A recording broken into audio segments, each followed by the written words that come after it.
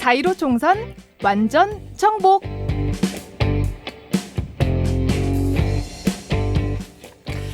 사.15 총선 완전 정복 정치 덕후 김민하 평론가 어서 오십시오. 안녕하세요. 예, 오늘 우리 완전 정복에서 좀 정복해볼 뉴스는 뭐예요? 다선 의원들의 위기입니다. 다선 의원들의 위기, 다선의 이제 중진들 상황이 그렇죠. 만만치 않다는 얘기는 제가 듣긴 들었어요. 기사가 계속 나오죠. 지금 여론조사 결과 등등을 보면은 네. 지금 4선, 5선 의원들도 당선을 장담을 못한다 이런 얘기인데. 예를 들면 예를 들어서 이제 여당 후보들 중에는 네. 4선의 더불어민주당 김부겸 의원이 대구 수성을에 출마를 했는데 이 여론조사 결과를 종합을 해보면 주호영 미래통합당 후보하고 오차범위의 접전이거나 뭐 엎치락 뒤치락하는 이런 양상이거든요. 그래서 이 김부겸 의원이라고 하면 보수의 심장이라는 대구에서 2번이나 당선됐다 이런 이제 상징성이 있는데 네. 이번에 이거 지킬 수 있는 거냐 이거 불투명하다고 보는 이런 여론들이 있습니다. 그리고 부산진갑의 3선 김영춘 더불어민주당 의원 경우에도 예. 서병수 전 부산시장에게 여론조사상 다소 이제 밀리는 분위기여서 여기도 수성이 쉽지 않을 거다 이런 얘기 나오고 있습니다. 그러니까 너끈하게 중진이라고 해서 뭐 이긴다 이런 분위기가 아니란 말씀이신데 근데 영남이니까 원래 민주당에겐 쉽지 않은 터잖아요. 그렇죠. 20대 총선에서 대구 경북 지역에서 2석, 부산 경남 지역에서 9석을 더불어민주당이 가져갔었는데 그래서 이번 선거에서 승패는 이 의석을 지키느냐 여기에 달렸겠죠. 예, 예. 대구 경북 지역의 경우에는 전통적인 이제 지역주의 정서가 있고 더군다나 이 지난번에 이제 그 박근혜 전 대통령 탄핵이나 이런 이후에 보수 통합을 하는 과정에서 또 이제 결집을 하는 보수 표심이 그런 조건이 있었던 거거든요. 네. 여기다 이제 더해서 정부 지금 현 정권에 대한 어떤 비토 정서가 가장 또 가파르게 상승한 그렇죠. 이런 지역이라고 볼 수가 있습니다. 예, 예. 근데 부산 경남의 경우에는 사실 과거의 지역주의 구도에서 비교를 하자면 비교적 여기서는 자유로워졌고 민심이 뭐 말하자면 이제 수도권화돼 있다 이런 측면이 있는데 하지만 또 지금 어려운 경제 상황이라든지 이런 것 때문에 현 정권에 대한 비판적 정서도 늘어나 있는 이런 상황이거든요. 이러다 보니까 영남에서 좀 버텨줘야 될 기둥이다 이렇게 볼 수 있는 김부겸 의원 그리고 김영춘 의원 이런 이제 의원들도 고전할 수밖에 없는 조건이 형성이 됐다고 볼 수가 있죠. 영남의 여당 중진들 지금 고전 중이다. 그렇다면 영남의 홍준표 전 대표는 사실 무소속이긴 하지만 어쨌든 녹록지 않은 상황이죠. 지금 뭐 무소속으로 당선돼서 이제 미래통합당에 돌아가겠다라고 얘기를 해놓은 상태인데 네. 여론조사를 쭉 종합을 해보면 뭐 조금 초접전 상황이다 이렇게 볼 수가 있습니다. 그래서 조금 뭐 이기는 조사도 있고 그다음에 지는 조사도 있고 뭐 이런 여러 가지가 혼재되어 있는데 예. 홍준표 전 대표라고 그러면 어쨌든 대선 후보도 나왔고 그렇죠. 이제 그 당 대표도 한 거물인데 그리고 무소속으로 내가 나가겠다라고 했을 때는 다 계산기를 튕겨보고 그렇죠. 승산이 있구나 할 때 나가는 거지 이게 막 나가는 거 아니잖아요. 무소속은. 그렇죠. 그리고 지역구를 골라서 나가지 않았습니까? 그렇죠. 그런 것까지 고려를 해보면 상당히 좀 녹록지 않은 상황인 것은 사실이다 이렇게 볼 수가 있습니다. 꼭 이길 게 아니었으면 사실 당이 요구하는 뭐 허엄지 수도권 이런 데 받았을 텐데 그렇죠. 꼭 이겨야겠다고 생각했기 때문에 끝까지 안 받은 거고 끝내 탈당해서 무소속까지 가는 건데 여기서 진다고 하면은 홍준표 전 대표는 진짜 타격이 엄청 큰 건데요. 정치적 불행으로 가는 거죠. 네. 네. 그래요. 그럼 미래통합당 다선 의원들의 성적표 한번 볼까요? 지금까지의 진행 상황? 일단 가장 좀 얘기가 많이 나오는 곳이 안양 동안을입니다. 여기 심재철 원내대표 지역구인데 5선 아니에요? 5선? 그렇죠. 내리 5선을 했거든요. 네. 근데 지금 여론조사 결과를 종합을 해보면 초선인 이제 이재정 더불어민주당 의원에게 밀리고 있는 이런 상황입니다. 5선의 그 지역구 의원이 초선에게? 그렇죠. 그리고 이 지역에서는 정의당의 추혜선 의원이 또 법여권표를 일부 가져간다고 봐야 되는데 그럼에도 불구하고 심재철 원내대표가 오차범위 밖에서 지금 지고 있는 여론조사 결과가 나오고 있거든요. 이 지역구 특성이 있습니다. 여기 호남 출신의 출향민들이 많아서 네. 그래서 이제 이번 선거에서 더불어민주당 지지세가 유난히 강한 것이고 또 평촌 신도시라든지 이런 지역들의 표심도 심재철 원내대표에게는 불리하게 작용하고 있다라는 거거든요. 그래서 심재철 원내대표 쪽은 사실은 이제 이 지역 출마를 준비하다가 포기한 민생당의 임재훈 의원을 예. 결합을 시켜서 좀 어떤 그 지역에 구분한 효과를 좀 노리고 있습니다. 왜냐하면 심재철 원내대표는 고향이 호남 지역이고 맞아요. 또 임재훈 의원도 역시 호남 출신이거든요. 예. 근데 이재정 의원은 대구 출신입니다. 그래서 이제 지역의 호남표를 의식한 이런 행보를 보이지만 사실 이게 이 판을 흔들 수 있는 거냐 이건 지금 미지수인 것이고 근본적으로는 지금 정권 심판론이 안 먹히고 있다라는 걸 보여주는 지역구라고 볼 수가 있겠습니다. 사실 뭐 야당에서 총선 때 가장 내세우는 게 정권 심판론인데 이번에는 정권 심판론 바람이 제대로 불지 않고 있는 거. 이게 지금 통합당으로서는 제일 아픈 지점이군요. 그렇죠. 충청권은 어때요? 공주 부여 청양에 출마한 미래통합당 4선의 정진석 의원의 경우에 더불어민주당 박수현 후보하고 4년 만에 재대결인데 여론조사 상으로는 좀 밀린다 이런 평가입니다. 정진석 의원이 그렇습니다. 박수현 후보에게 그렇죠.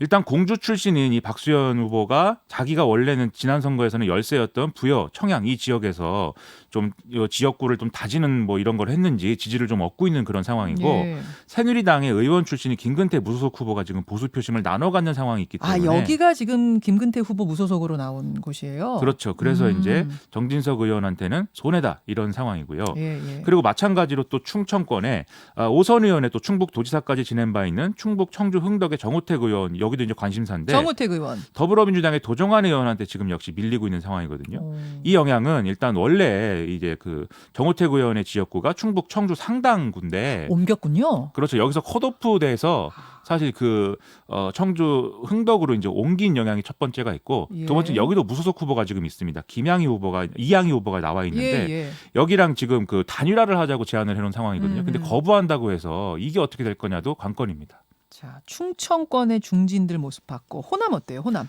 호남권은 뭐 전반적으로 여당 지지세가 강한데 호남권 다선 의원의 대표격은 사실 전남 목포의 4선 박지원 민생당 의원 아니겠습니까? 민생당의 박지원 의원. 예. 그렇죠. 여론조사 결과를 여기도 보면은 더불어민주당 김원희 후보가 앞서고 있는 그런 상황입니다. 그래요? 이 지역은 과거에 이제 좀 손혜원 의원이 연루됐던 이 사건 때문에 지역 개발에 대한 관심이 상당히 증가돼 있는 상황이고 이것 때문에 또 박지원 의원에 대한 약간의 정치적 피로감 이런 것도 같이 작용을 하고 있다고 볼 수가 있는데요.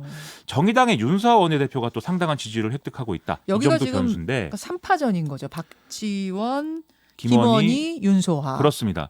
근데 이제 호남 지역 선거의 특징이 뭐냐면 지금 결국은 민주당이냐 아니냐의 싸움입니다. 그러면 민주당을 안 찍을 사람들이 민생당 박지원, 정의당 윤소아 이렇게 갈리는 어떤 흐름들이 있는 거죠. 물론 정의당 지지층이 뭐 100% 민생당 지지층과 겹친다고 볼 수는 없겠지만 호남에서는 이제 그런 특성이 좀 있습니다. 예. 그래서 이런 점들이 영향을 미치고 있는 것 같고요. 그리고 전북 전주시 병의 정동영 의원 역시 더불어민주당 김성주 후보에게 상당히 밀리고 있다라는 여론조사 나오고 있어서 정동영 후보가 민주당 후보한테 밀리고 있어요. 그렇죠. 여기도 이제 위기다 이렇게 볼 수가 있겠습니다. 대선 후보까지 지낸 분인데.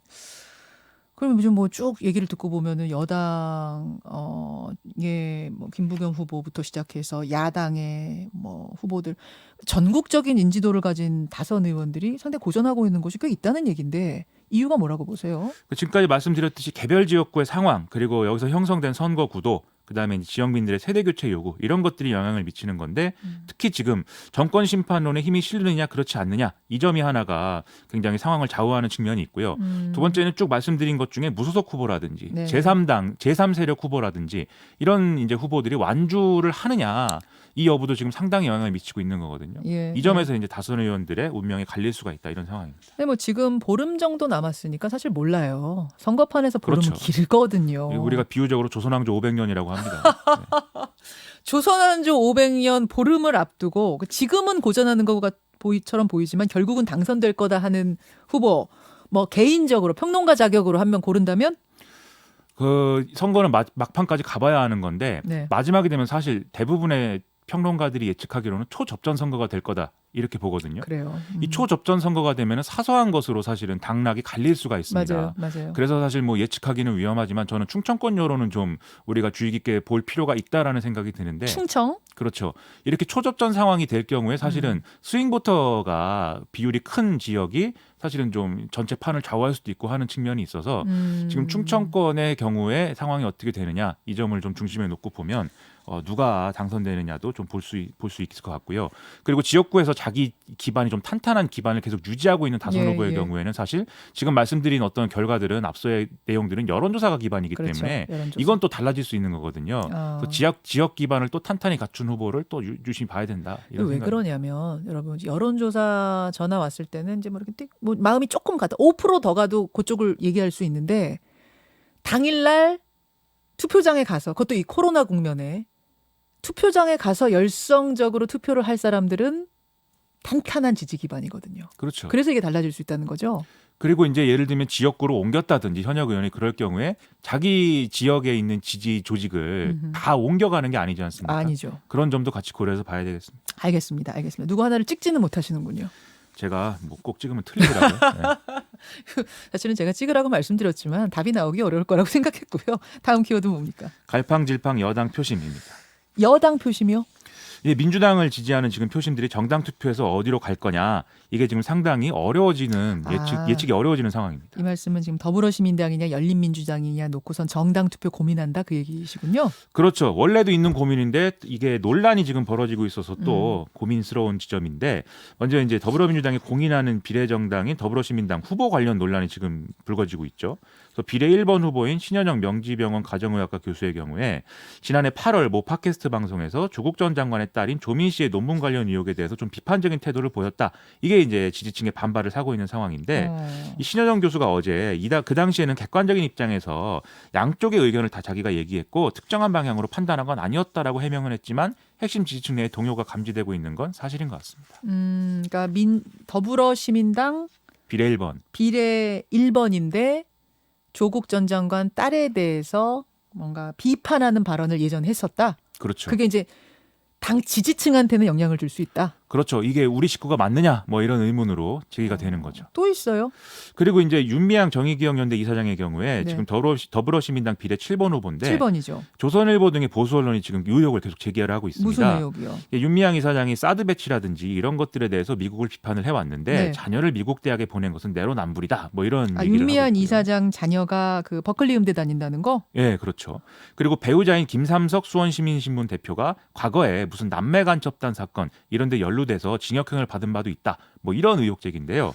그런데 이것과 관련해서는 이 김삼석 씨가 2014년에 재심을 청구해서 뭐 기밀을 뭐 넘겼다 이런 혐의에 대해서는 무죄를 인정받았거든요. 그리고 이후에 안기부의 어떤 가혹행위나 자백 강요 등에 대해서 손해배상 청구 소송도 해서 국가가 1억 8천여만 원을 배상하라는 판결이 나오기도 했습니다. 네. 근데 어쨌든 이런 전후 사정이 있긴 하지만 이런 의혹 역시 일부 표심에 영향을 미칠 가능성은 있다라는 거죠. 근데 윤미향 이사장 같은 경우에 성인인 자녀가 버클리 음대가 미국 유학 간 거잖아요. 대학교에. 그렇죠. 음대에. 근데 미국 비판을 하는 사람은 그러면은 성인 자녀가 미국 유학 가는 것도 가지 마 이렇게 해야 된다는 건지 이거는 조금 그렇죠. 저도 그 부분이 의문이고 사실은 어떤 정도 상당 부분 악의적인 사실은 의혹 제기다라고 볼 수 있는 부분인데 어떤 그런 것이 중요하다고 느끼는 분들에게는 어쨌든 또 지지층도 정서에 영향을 줄 수도 있다. 그런 상황이라는 거죠. 그래요. 그 정책에 관해서 논란이 있는 것도 있어요? 10대 공약 문서라는 걸 선관위에 제출하게 돼 있거든요. 네. 그래서 그러면 선관위 홈페이지에 내용이 공개가 됩니다. 근데 여기서 공약이 더불어시민당의 공약이 뭔가 의문이다 이런 얘기들이 많이 나오고 있는데요.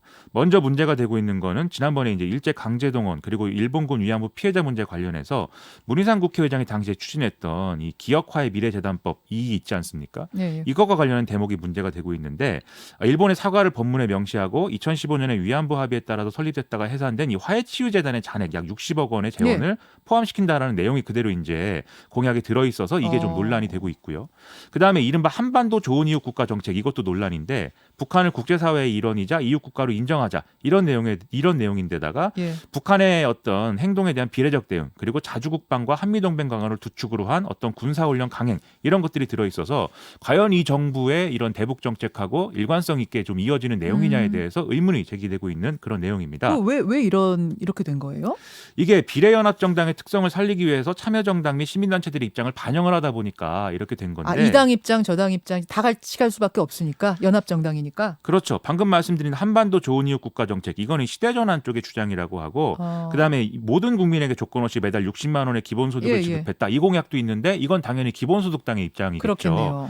이외에도 페트병 본드 및 라벨 사용 불허, 쓰레기산 100% 제거 공약 이것도 비슷한 차원인데 결국 이게 논란이 되니까 확정된 내용이 아니었다면서 더불어시민당이 10대 공약 문서 제출 자체를 철회를 한 상황입니다. 그러니까 요런 얘기를 왜 하는 거냐면 결국 이제 이런 것들이 열린 민주당 지지층, 전통적인 민주당 지지층이 열린 민주당으로 이제 눈길을 주게 하는 그 요소가 되고 있다는 말씀이신 거잖아요. 지금 그렇지 않아도 적자냐 효자냐 뭐냐 우린 그런 자식 둔 적 없다 DNA 검사를 해보자 뭐 이렇게 때 아닌 적통 논쟁 그렇죠 이러고 있는데 사실 이 문제가 저는 전체 선거판에서 선거 끝나고 나면 사실은 뭐 열린민주당이나 더불어시민당이나 또 더불어민주당이 큰 정책적 차이가 있는 당이 아니기 때문에 이 연내를 운영하는 거에 있어서는 큰 뭐 악영향은 없다고 생각을 합니다. 다만 지금 당내에서는 문제가 될 수가 있습니다. 왜냐하면 이 비례정당 전략이라는 것을 추진한 게 당 지도부지 않습니까? 예. 그런데 이게 만약 실패한다면 결과적으로 왜 실패했는지를 따져야 되는데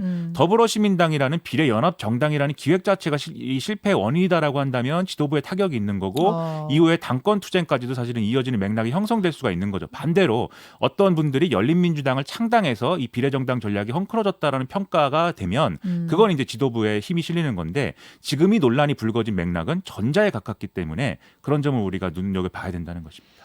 알겠습니다. 예, 여기까지 오늘 일단 완전 정복 한 챕터를 끝내겠습니다. 김민아 기자 수고하셨습니다. 고맙습니다. 김현정의 뉴스쇼는 청취자 여러분의 참여로 이루어집니다. 트위터, 페이스북, 레인보우 게시판, 그리고 단문 50원, 장문 100원의 유료 문자 샵 1212, 우물정 1212 통해 참여하실 수 있습니다. 김현정의 뉴스쇼, 여러분과 함께 만듭니다.